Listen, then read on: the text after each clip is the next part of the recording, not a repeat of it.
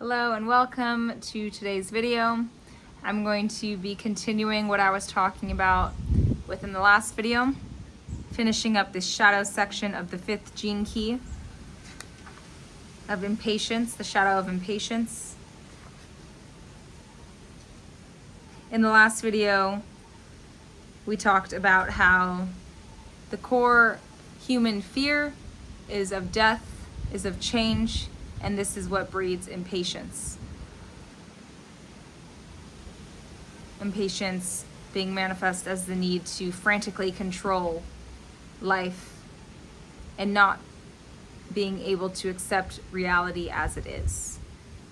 However, when you do choose to accept reality, the faster you move into a state of acceptance, the faster the gift can be revealed within the disorder in your life. And so he continues here. And actually, wait, before I continue, I'll just say one contemplation I had that I didn't note in the last video was at the end of the video, I talk about moving into acceptance.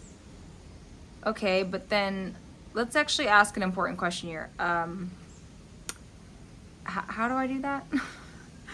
You know, some of this stuff sounds great. Yeah, I would love to move into acceptance, but how do I do that? And so I'm going to tell you guys how I personally did it in my most recent, very disordered experience. And this is just one way to do it. There's many roads to Rome, but I do think it's helpful to have an example from a real story. So how to enter deeply into acceptance of something that's, for lack of better words, very shitty or disordered.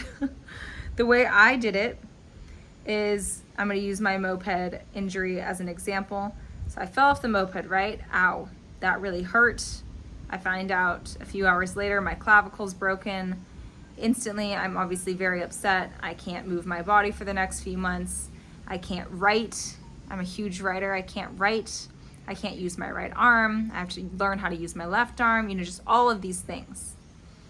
And for me also, it was a big breakdown of my ego, because not only can I not work out, a lot of what I was healing from in the past has to do with my image. Oh, wow, I can't even control, the health of my body to a certain degree now. I have to sit because I can't move. So there was a lot of emotion going on for me, a lot to accept. And the way I did it was, I remember miraculously in a moment, for whatever reason, I just came into the awareness and the gnosis that, okay, yes, this fucking sucks. Like, no part of me wants any of this to be happening, but it already happened, Haley. Your clavicle is broken. You can cry about it, you can scream about it, you can curse God about it, you can get upset about it, you can replay the scenario in your head a million times. You can regret getting on the bike to go get falafels at 5:34 p.m. instead of just ordering them to your house. You could get mad at the friend that canceled on you. You could just replay thought loops, but guess what? It's still broken. It's still already happened. There is nothing you can do to undo this. And for whatever reason, that kind of helplessness, that just really understanding on a deep visceral level, there is nothing I can physically do, mentally do, spiritually do to undo this. It has already been done. Okay. Just accept what's already been done. Just realize, like, if you really realize from every angle there's literally nothing you can do to undo this, I find that it helped me move into acceptance. Cry as I may, scream as I may, this little bone is still broken. Okay, well, if I can't undo it, then what can I do? What is in my power?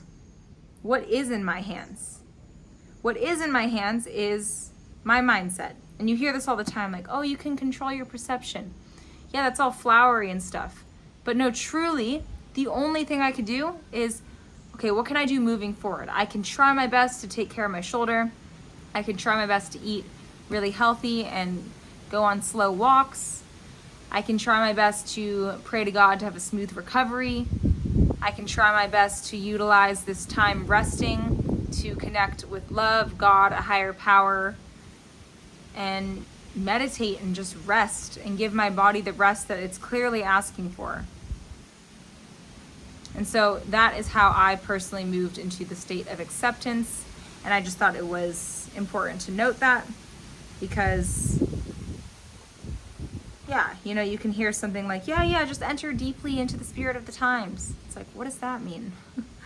So that is the way I moved into the spirit of the times. Again, there's a million roads to Rome.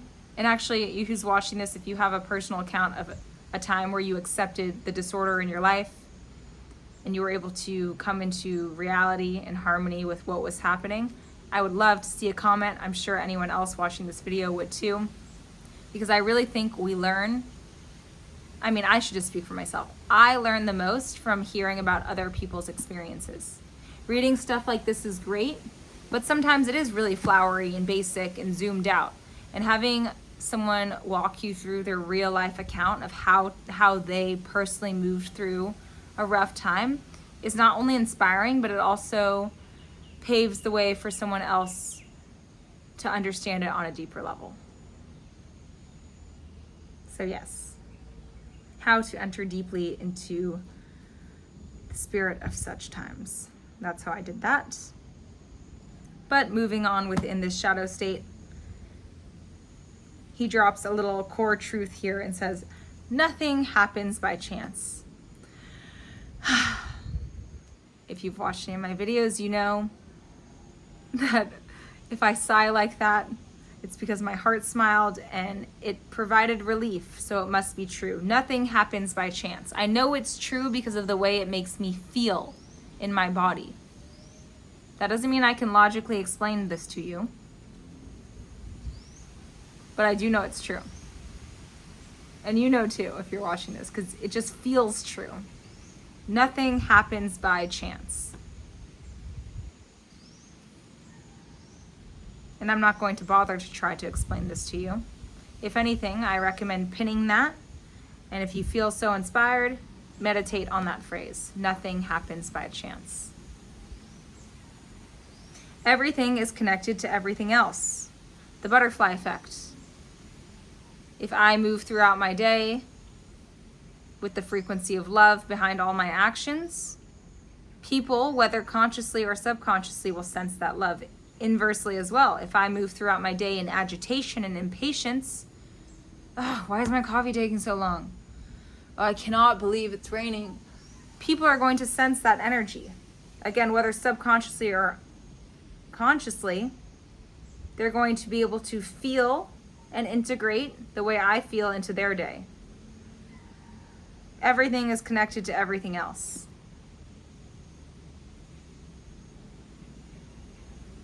An example being, if I go get that coffee in a state of love, thank you so much for this coffee, it's freaking delicious. That barista might feel a little bit lighter. Maybe she doesn't even know it was me.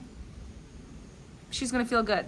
If I go into that same coffee shop, I get the coffee and I'm like, oh, it's not warm enough, this kind of sucks, and I go out in a storm, she might feel a little bit irritated or sad or like, ugh. And she might move through the rest of her day with a point less, with a little bit less energy. Again, she might not even be able to consciously declare, oh, it's because of that bitch. But the way in which you move affects everything and everyone. Everything is connected to everything else. And he just drops these little truth bombs in here. And then he moves on to say that our entire species is undergoing a deep genetic quantum leap because everything is connected to everything else. I am quantum leaping. You are quantum leaping. I am becoming aware of my actions, how they affect people. You are becoming aware of your actions and how they affect people.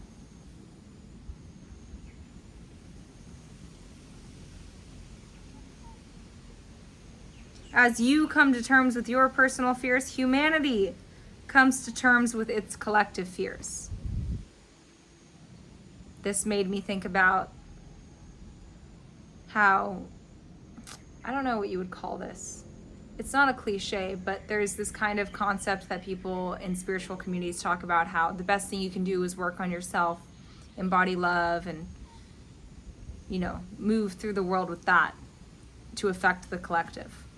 And it is true, because this butterfly effect is so real.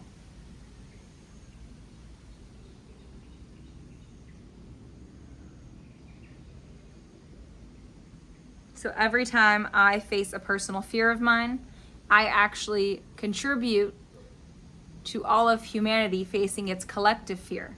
Even if the fear is very tiny. Even if the fear is me walking into a modeling agency authentically. Even if the fear is you communicating to a friend how a certain comment made you feel, rather than just ignoring it and stuffing it underneath. Or the fear could be something bigger. Say you're facing your fear of public speaking on a stage of 3,000 people.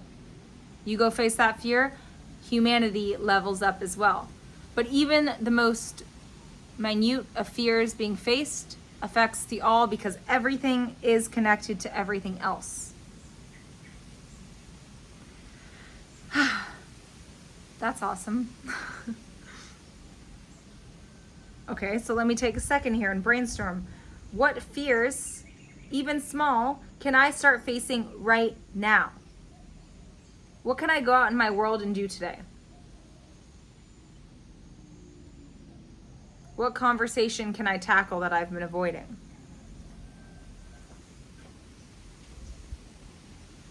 Where can I charge the illusion? Where in the past I've let the illusion make me scared, and now I'm just going to avoid that scenario or that person or that place or that thing or that experience. Where can I say, no, actually, I'm going to enter into that? Because every time I face a fear, humanity levels up. Something to note. As each fear is accepted, it diminishes. Beneath an old genetic code, a new one is revealing itself, is waiting to be unveiled.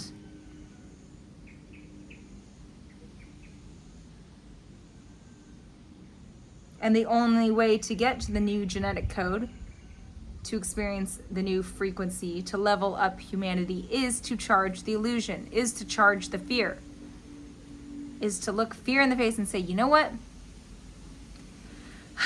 Okay, maybe I am scared of you, but I have the courage to face you and move through you. And something I'll just add here is sometimes you have a fear and you even maybe know it's ridiculous with your conscious mind, but nonetheless you are still scared. And you, as you're conquering it, are scared of it. You're moving through it with clenched teeth and like you're moving through honey. But you're still facing it. Yeah, this is something that I've had to experience. I used to think that deciding to move through fear meant fear would cease and I'd be able to move through it easily and effortlessly. And I have found that it's not the case. Some fears are so strong that as you're moving through them, as you're facing them, as you're working through them, they're still very scary. And it's like every step is fighting tooth and nail. So once again, this is not a spiritual bypass. This is not to say once you decide to conquer your fears, they're just gonna like disappear. No, sometimes it's really hard the whole way through to face the fear and keep continuing to choosing to face it.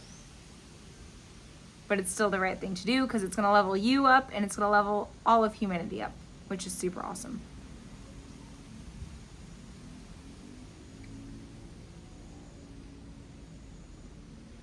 He says all shadows are simply a matter of perception and attitude.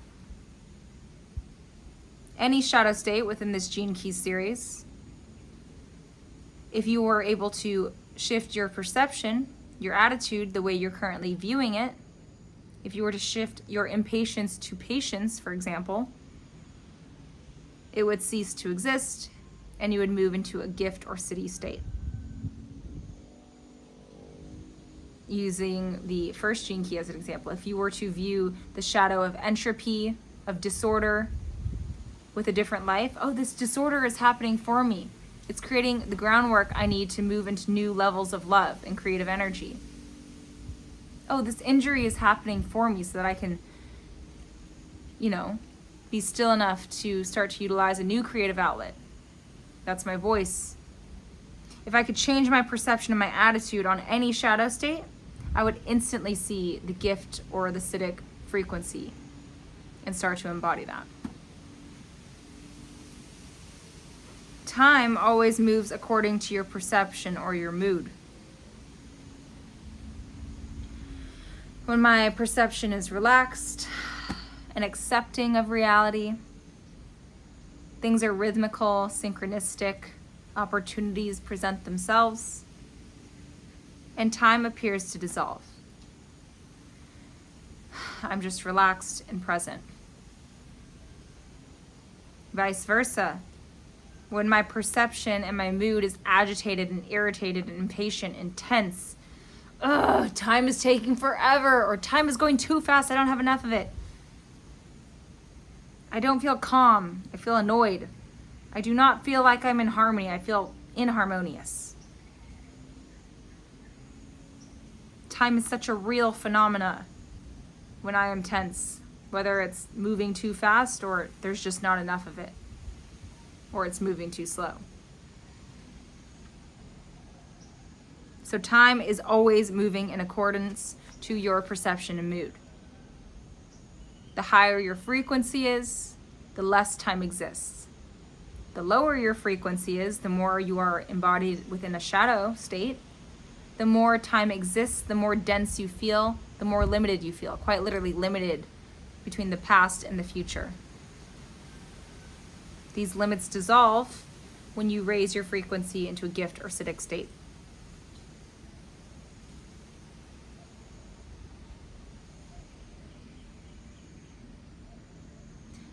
So you become less concerned with time and timing, he says, the more patient you become. And in the last video, we talked about how patience is linked to presence. Right? Patience, presence. Presence and impatience are mutually exclusive. They cannot coexist. So if I am patient, I am therefore present. I cannot be present and impatient at the same time. This births a higher frequency. And he says acceptance equals patience. So when I am patient, when I am present, I am accepting reality and all of the disorder that's currently in my sphere.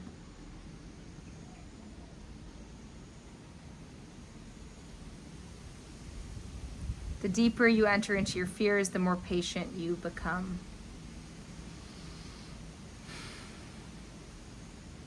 The more you accept the disorder, the more present you become, the less time exists for you, the less limited you feel, the less agitated you feel.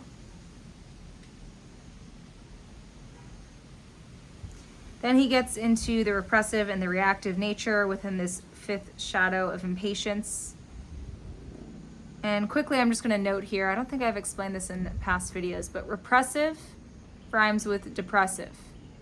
It's a lack of energy. All repressive states are a draining of energy.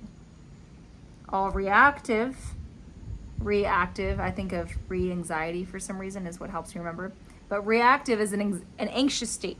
It's a stressed out, excitatory state. Both are low vibrational, I want to get that straight, but there's more energy behind reactive natures than there is behind repressive natures. So you can think of the repressive state as depression and the reactive state as anxiety.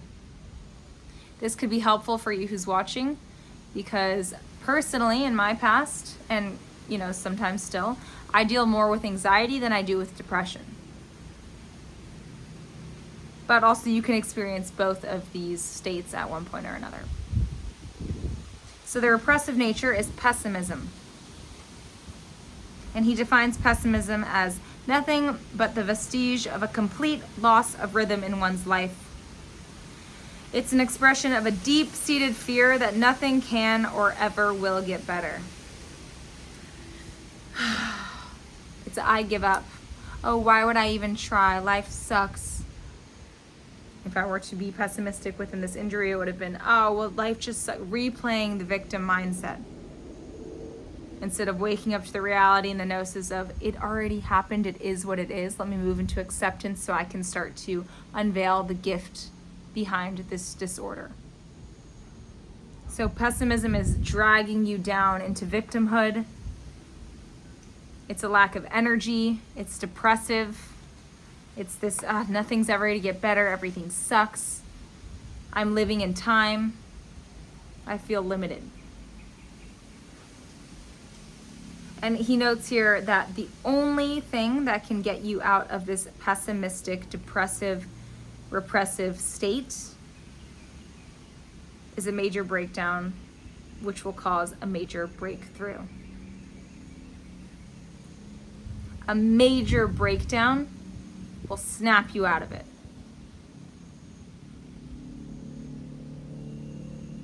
So the more pessimistic you are, the bigger the breakdown you need to wake up.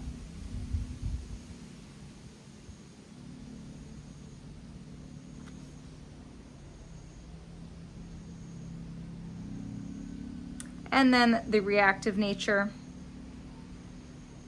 is pushy. He says it's an anger-based version of pessimism is pushiness. Anger-based. There's a level of energy behind it. On the map of consciousness, which I've referenced in another video coined by Dr. David R. Hawkins, anger on his map of consciousness has the frequential number of 150, I believe, hertz, whereas depression and apathy is around 50. So there is more energy behind this reactivity than there is repressiveness. Nonetheless, they're both still low frequencies. 200 frequency hertz is the transmutation point of low vibration to high vibration. So both of these states, reactive and repressive, are underneath the transmutation point. But there is still more energy behind reactivity. So this anger, this pessimistic anger turns into pushiness, this reactive nature of pushiness. It reacts to impatience. Pushy people are always trying to force something, right? Trying to control life. Oh, well, if I just get all of these things to line up perfectly, then, I will feel like I have a sense of control. Therefore, my fear of death will go down because I will feel less uncertain. And so pushy people are not afraid to make you do certain things in order for them to have this false sense of security. They quite literally push other people around. It's super annoying. I would know. I've been one of them. Oh gosh, I used to be the worst with that. And I'd like to hope, I definitely have gotten better, but I'm sure I still have some work to do with this. But yeah, you're in this reactivity of pushiness if you're constantly telling others what to do, trying to control your environment, whether that's, what you're eating, the people you're seeing. You get really upset when people aren't on time. It's trying to control reality so that you can feel more certain. Nothing seems easy. Everything has to be planned and plotted. And if it's not, then I'm going to freak out. I'm going to get angry. I'm going to get annoyed. And these kind of people, they stubbornly push on. They force outcomes. And I think the scariest thing about this state, which I've experienced, is if you have a strong willpower, you can force outcomes. Oh yeah, I forced plenty of outcomes and I got my way. But the thing about that is forcing something takes a lot of energy. And eventually, one day, he says here, you will snap in order to release the pressure. And that is what happened to me within the modeling industry. I forced the way my body had to look. I forced the way my personality had to be. And one day I snapped. I just lost it. I didn't have the energy anymore to keep morphing reality in this certain way, to keep pushing on, to keep plotting and planning and analyzing. And so this is why this is dangerous, is because the more stubborn you are, the longer you will push on, but eventually you will snap, because this is not sustainable. You're utilizing all of your life force energy, your precious creative energy, to push on. It's a resistance to the natural patterns of life, to the way things just actually are. It's an inability to accept reality as it is currently presenting itself. Your egoic preference is so big that you're willing to push for that to be your reality.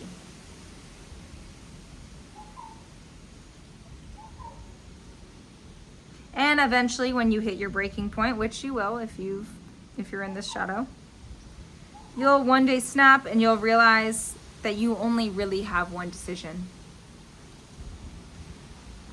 And he says that decision is, do I really want to begin living again? And I sure had that day come. Back in late 2023, or was it early 2023? Gosh, everything's morphing together. I don't even remember. But at some point in the past, I had this day come, and I said, Haley, do you want to keep trying to control the way your body looks and the way the industry's going and all of this stuff? Or are you going to finally admit that you're fucking exhausted and that this is not sustainable? And yes, even though I'm scared of change and I now feel extremely uncertain and I'm scared to let go of my false sense of control, I still made the decision ultimately because I did want to start living again. And I'd heard that there was a higher way to live and be.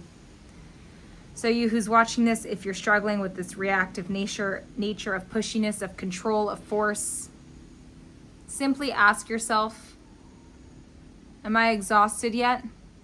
Have I snapped? Do I want to start living again? And once you actually want to, once you actually desire to be free of your own reactivity of pushiness, you will.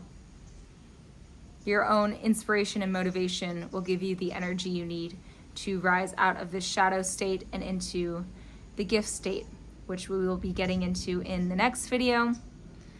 So yes, tune in tomorrow to see us get into patience. Love and aloha to you all. Hey guys, thanks again for tuning in with me for this Gene Keys episode. I also just wanted to come on here and start promoting my one-to-one coaching that I offer to women and girls ages 16 to 35. If you followed me on Instagram for a while, you might be a little bit familiar with my story. I was a model in New York City for 5 years, and in that time frame, I did quite some damage. I developed a really severe eating disorder, body dysmorphia, chronic anxiety. Oh my gosh, I couldn't even go out to dinner without thinking about how much calories, how much I'd have to overwork out in order to compensate for what I was eating.